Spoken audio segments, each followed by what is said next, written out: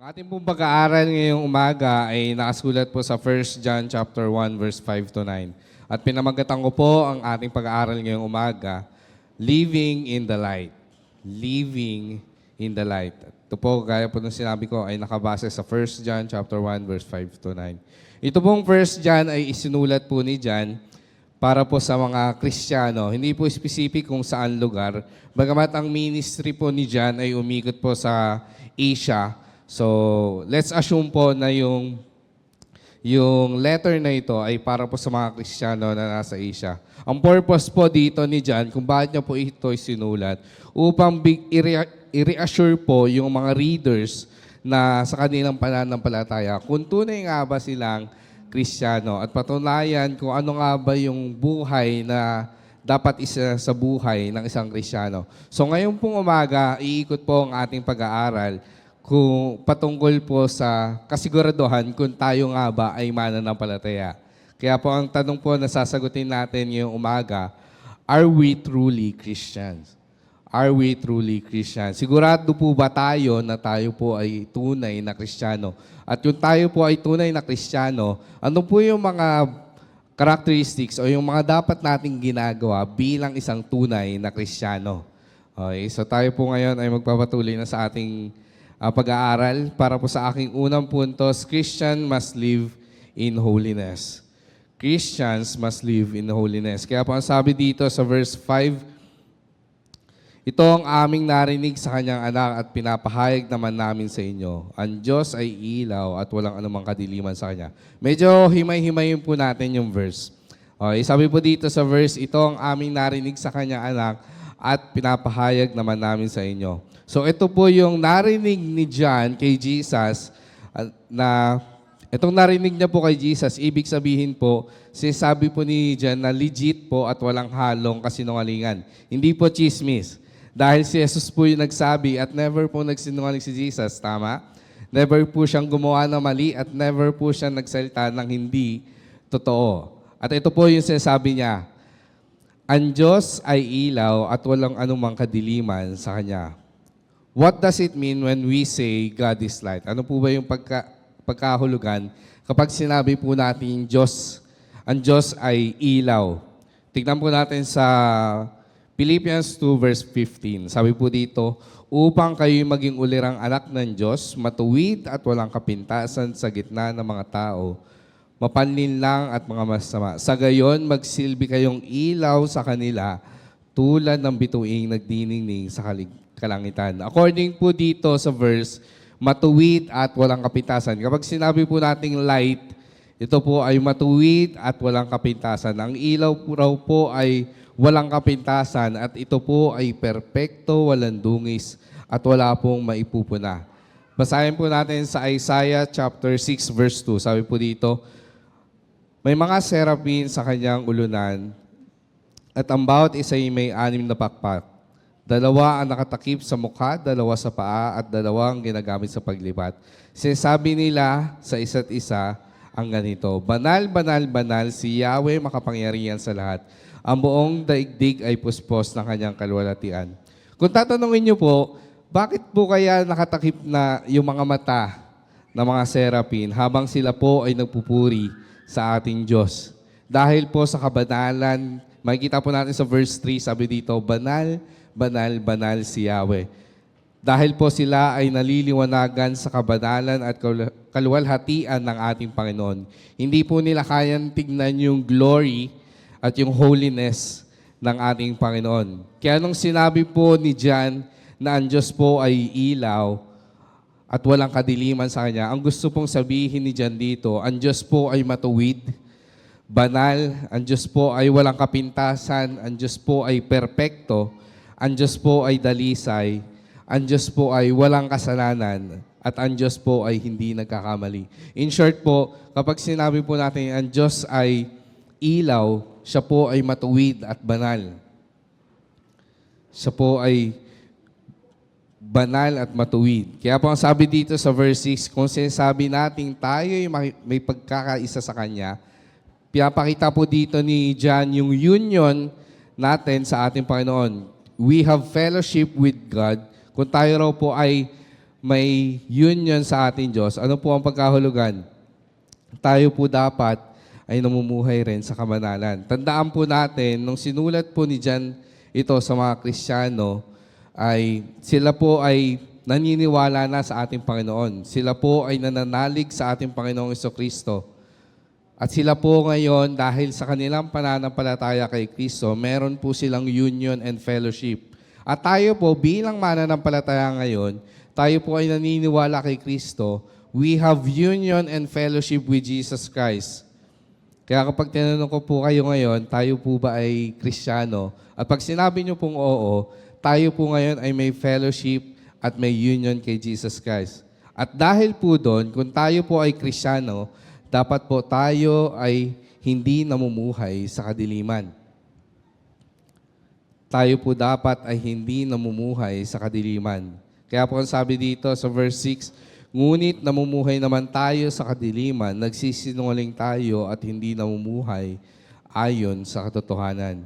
Kung kanina po, ang kahulugan po ng liwanag o ilaw ay pagiging matuwid at mabuti, ang kadiliman naman po ay masama at kasalanan. Kanina po nakita natin yung light as holy and righteous. Ngayon naman po yung kadiliman o yung darkness, ito po ay nagpapatungkol sa masama at kasalanan. Kaya po kung sinasabi nyo na tayo po ay Kristiyano, ngunit tayo po ay namumuhay sa kadiliman o sa kasalanan, tanungin po natin ang ating mga sarili. Tayo nga ba ay tunay na Kristiyano? Sa uri ng buhay na meron po tayo ngayon, masasabi po ba natin na tayo po ay tunay na Kristiyano at namumuhay na may kabanalan? O tayo po ay Kristiyano lang sa pangalan, ngunit sa uri ng buhay ay hindi po talaga tunay na Kristiyano at namumuhay sa kasalanan? Kaya po ang sabi po sa John 8 verse 12, muli nagsalita si Jesus at sa mga Pariseo, sabi niya, ang ilaw ng sanlibutan, ako ang ilaw ng sanlibutan, ang sumusunod sa akin ay magkakaroon ng ilaw sa kanyang buhay at di nalalakad sa kadiliman. Makikita po natin dito na sinasabi ni Jesus na siya raw po ang ilaw ng sanlibutan at kung tayo po ay sumusunod kay Jesus, kung tayo po ay believer, kung tayo po ay disciple o tayo po ay mananampalataya na meron daw po tayong ilaw. At as dinefine po natin yung ilaw, holiness and righteous. Kaya dapat po nakikita yung holiness and righteous life sa ating buhay. At sabi po dito, di na lalakad sa kadiliman. Di na lalakad sa kadiliman. Ikaw at ako, tayo po ay tagasunod ng ating Panginoong Jesucristo. Tayo ay namumuhay sa liwanag at hindi sa kadiliman. Kaya mag-reflect po tayo. Tingnan po natin yung uri ng buhay na meron tayo. Kaya mga kapatid po sa pananampalataya, wag po nating isipin na parang dalawa yung buhay natin. Na parang dalawang tao tayo sa araw, mabait po tayo. Tayo po ay sa araw ng linggo ay banal. Ngunit pagdating po ng Lunes hanggang Sabado, iba rin po yung buhay natin. Dapat po merong unity yung ating buhay. Hindi po tayo magkaibang tao na from Monday to Saturday tayo po ay gumagawa ng kasalanan. At sa araw ng linggo tayo po ay nagbabanal-banalan dahil araw ng Panginoon. Kaya magpaka-Kristiyano po tayo sa palagian. Mamuhay po tayo na may kabanalan at huwag po nating alagaan ang mga kasalanan natin. If we are true Christians, we will live a holy life. Kaya nga po sabi ni John Owen, be killing sin or sin will be killing you. Patayin po natin yung kasalanan o ang kasalanan po ang papatay sa atin. Patayin po natin ang kasalanan o tayo po ang papatayin ng kasalanan. Kaya kung maalala nyo po sa Matthew chapter 7, yung mga minister po doon, tetago po nila yung kanilang mga kasalanan sa likod na kanilang pagbiministeryo. At para po sa aking pangalawang puntos, Christian must know the truth. Christians must know the truth. Sabi po dito sa verse 7, ngunit kung namumuhay tayo sa liwanag, gaya ng pananatili niya sa liwanag, tayo'y nagkakaisa. Ang lahat ng ating kasalanan ay nilinis ng dugo ni Jesus na kanyang anak. Ang lahat po ng ating kasalanan ay nilinis ng dugo ni Jesus na kanyang anak. Naniniwala po ba tayo na ang lahat po ng ating kasalanan ay nilinis na ni Kristo? Na napako po si Kristo sa krus, naniniwala po ba tayo na lahat ng ating mga kasalanan, yung mga nakalipas at mga gagawin pa lang po natin, ay nilinis na ng ating Panginoong Jesucristo? Kung oo po ang ating sagot, dapat po namumuhay tayo sa liwanag. Ganito lang po yan. Gusto niyo po malaman kung tunay po tayong Kristiyano o hindi? Tignan po natin ang ating mga sarili kung namumuhay tayo na may kabanalan. Ang tunay po na Kristiyano ay alam po ang katotohanan patungkol sa Diyos na nilinis na po tayo ng dugo ng ating Panginoong Jesucristo. Hindi lang po siya intellectual dapat, ngunit sa buhay natin, dapat nakikita rin na tayo po ay nilinis na ng ating Panginoon. Kaya sinasabi po dito, nung sinabi nga po, kagaya po sa first point natin, God is light, pinapakita po dito na dapat tayo po ay naglalakad sa liwanag. At dapat po, alam po natin ang mga bagay na ito. Na tayo ay namumuhay dapat sa liwanag at hindi sa kadaliman. In reality po, yung mga effort po natin na pamumuhay na may kabanalan, hindi po to naglilinis sa atin. Hindi po ito yung way natin para mapatawad tayo ng ating Panginoon. Ngunit ito po ay nagre-resulta. Yung mga mabubuting gawa po natin, ito po ay resulta ng pagkalinis sa atin ng ating Panginoon sa ating mga kasalanan. Kaya tingnan po natin yung pattern ng life natin. Tingnan po natin yung system ng life natin. Kung tayo po ba, alam natin yung katotohanan na tayo ay nilinis na ng ating Panginoon at kung tayo rin po ay namumuhay sa katotohanan na iyon. Kaya po ang sabi dito sa verse 8, kung sinasabi natin tayo'y walang kasalanan, dinadaya natin ang ating mga sarili at wala sa atin ang katotohanan. Siguro naman po tayong lahat ay aware na nakakagawa ng kasalanan at nagkasala. Para po sa kaalaman ninyo, ako po ay nagtuturo sa isang private school ng values. Yung mga bata po doon, akala po nila mababait sila. Anak mayaman po kasi. Sabi ko, nakakagawa ba kayo ng kasalanan? No po, Sir Ben, kasi mabait po ako. Lagi po ako sumusunod kay mommy and daddy.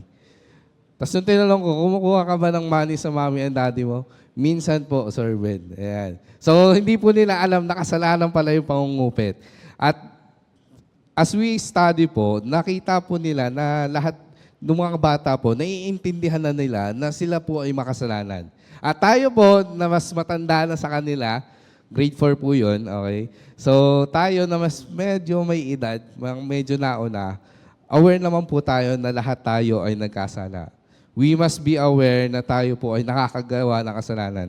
And tignan po natin, ano nga po ba yung kasalanan? Para lang po in the same page tayong lahat. What is sin? Sabi po sa Westminster Shorter Catechism, sin is any want of conformity to or transgression of the law of God. Pag sinabi po natin kasalanan, ito po yung mga bagay na against po sa salita ng Diyos. Okay? So, papadaliin lang po natin. Halimbawa, sinabi ng salita ng Diyos, huwag magsinungaling. Okay? So, yung pagsisinungaling po ay kasalanan. Pag sinabi ng salita ng Diyos, sinabi ng salita ng Diyos na walang ibang sasambahing Diyos. At kapag tayo ay sumamba sa ibang Diyos, o minsan po, ginagawa natin Diyos yung ating mga sarili, yun po ay kasalanan. Ito raw po, yung kasalanan technically, ito yung mga bagay na ginagawa po natin na against po sa salita ng Diyos. Ito po yung mga bagay na hindi po nagbibigay ng kaluguran sa ating Diyos. So kapag pinagpapaliban po natin yung Lord's Day, hindi po natin nabibigyan ng kaluguran yung ating Diyos. Kapag tayo po ay nagiging disobedient, hindi po natin nagagawa hindi po natin nasusunod yung salita ng Diyos at tayo po ay nagkakasala sa ating Diyos. Ang salita po ng Diyos ay nagsasabi kung ano po yung kasalanan sa isang bagay o hindi. So dahil alam po natin na yung scripture is yung final authority natin, so ang salita po ng Diyos ang magsasabi kung kasalanan o hindi. Kaya dapat mahalaga po na alam po natin yung Biblia. Hindi po porket maraming gumagawa ng isang bagay, ito po ay tama na at hindi na kasalanan. Kaya tignan po natin yung ating mga sarili. Halimbawa po, sa government, hindi po porket maraming nangungurakot, hindi na po kasalanan yon. Hindi porket maraming nagnanakaw, ay hindi na kasalanan. So, nakikita po natin dito na yung pagnanakaw ay mali pa rin po. Okay? So, hindi porket maraming gumagawa ay tama na. Doon po natin, kaya yung final authority po natin, kung magsasabing kasalanan o hindi, yung Bible po. Kaya po ang sabi dito sa 1 John 3 verse 4, ang bawat nagkakasala ay lumalabag sa kautusan ng Diyos sapagkat ang kasalanan ay paglabag sa kautusan. Sinusunod po ba natin ang salita ng Diyos? Ino-obey po ba natin yung salita ng Diyos? Siguro po, sasabihin nyo, Pastor, minsan, pero hindi perfect, syempre, hindi natin kaya gawin yun. Lagi po ba nating nasusunod ang salita ng Diyos? For sure po, ang sasagot nyo ay hindi. Wala naman pong siguro nakasunod 100% sa salita ng Diyos. Dahil lahat po tayo, ikaw po at ako, lahat po kahit yung katabi nyo po, ay nagkasala po. Ang lahat po tayo ay nagkasala. Ang katotohanan po ay ikaw at ako, wala pong matuwid sa atin kahit isa. Kaya po ang sabi sa Romans 3 verse 23, sapagkat ang lahat ay nagkasala at walang sino man nakaabot sa kaluwalhatian ng Diyos. Wala pong matuwid, wala po kahit isa, wala pong nakaabot sa glory ng ating Panginoon. Hindi po natin siya nabigyan ng karapat-dapat na pagsamba sa Kanya. At wala po kahit isa. Yun po yung katotohanan na tayo po ay makasalanan. Na tayo po ay nilinis ng ating Panginoon. Kaya yung i-hold po natin yung katotohanan na at the end of the day, tayo po ay makasalanan pa rin at tayo po ay sa palagian pinapatawad at binabago ng ating Panginoon. Yun po yung katotohanan. At para po sa aking huling puntos, Christians must always confess. Christians must always confess. Kaya po sabi dito, subalit kung pinapahayag natin sa Diyos ang ating mga kasalanan, maaasahan nating papatawarin tayo ng Diyos sa mga ito at lilinisin tayo sa lahat ng ating mga kasalanan sapagkat siya'y tapat at matuwid. If we confess our sins. Yung tunay pong Kristiyano ay naglalakad po sa liwanag ng ating Diyos at sisikap pong makaiwas sa kasalanan. Bagamat hindi po perfectly, pero sisikap pong makaiwas sa kasalanan. At time to time po, alam ko po, lahat tayo ay nakakagawa ng kasalanan. When was the last time po na tayo ay nag-confess ng kasalanan sa ating Diyos? Kailan po yung huling pagkakataon na tayo po bilang isang Kristiyano na nag-confess po sa kasalanang nagawa natin sa ating Panginoon? Napapansin niyo po ba kapag tayo po ay nagpe-pray, Lord, kapag may prayer request tayo, Lord, gusto ko po ng bagong cellphone, Samsung Fold 7 po, yung kulay blue, yung 512 gigabytes po. Very specific tayo kapag nangingi kay Lord eh. Pero kapag tayo po ay nakagawa ng kasalanan, Lord, sorry po sa kasalanan ko sa maghapon. Yun na po yun. Lord, sorry po sa kasalanan ko kung may nasabi man ako, may naisip o nagawa. Sorry po, Lord. Pero yung kasalanan po na, Lord, sorry po, nakapagsalita ako ng hindi maganda sa aking kapatid, sa aking asawa, sa aking kasama sa bahay. Nakapagmura po ako, Lord. Hindi ko po sinasadya. Nagulat po ako. Tapos nakapagmura po ako. Hindi po ako nakapagsalita ng hindi maganda. When was the last time po na nag-confess tayo na specific po yung ating kinonfess sa ating Panginoon? Tayo po mga Kristiyano, tayo po ay napakamahiyain pagdating sa Panginoon kapag dating sa ating mga kasalanan. Pero kapag nanghihingi tayo kay Lord, very specific eh. Parang, Lord, gusto ko ganito.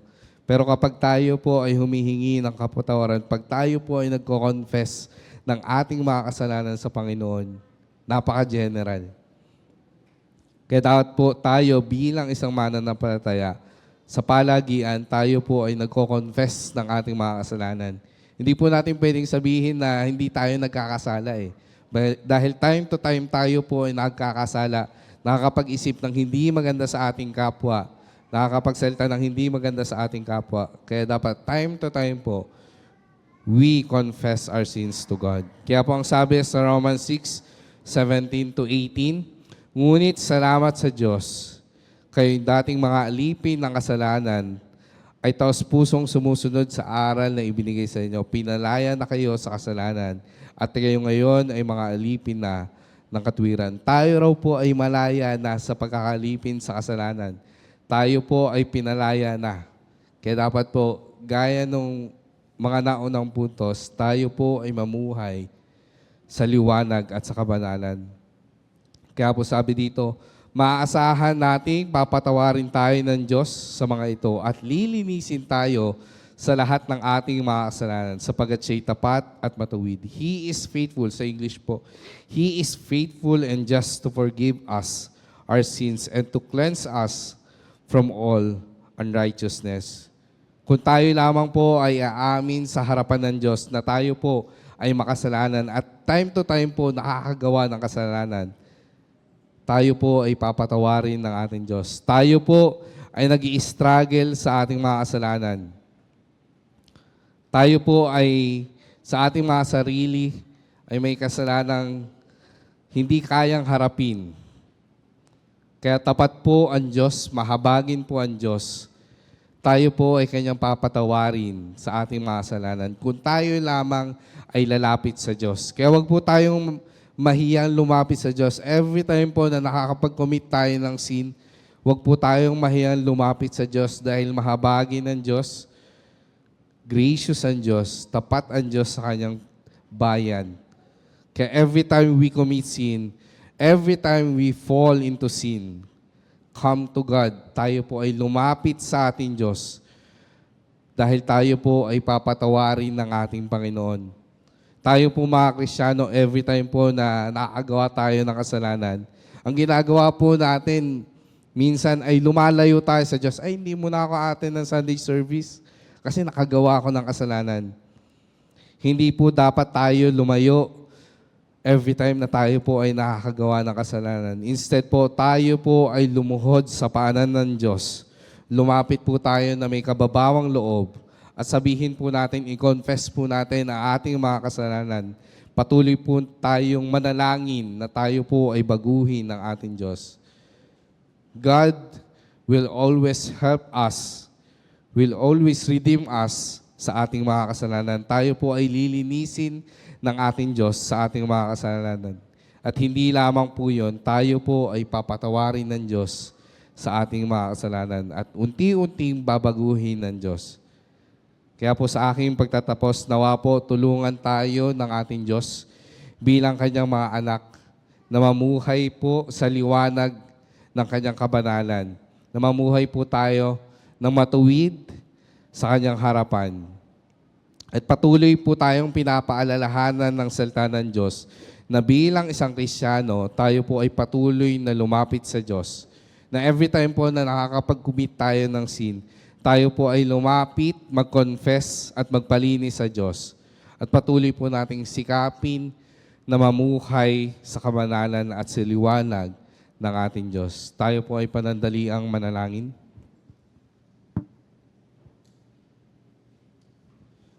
Ama naming nasa langit, kami po ay patuloy ang lumalapit sa inyo.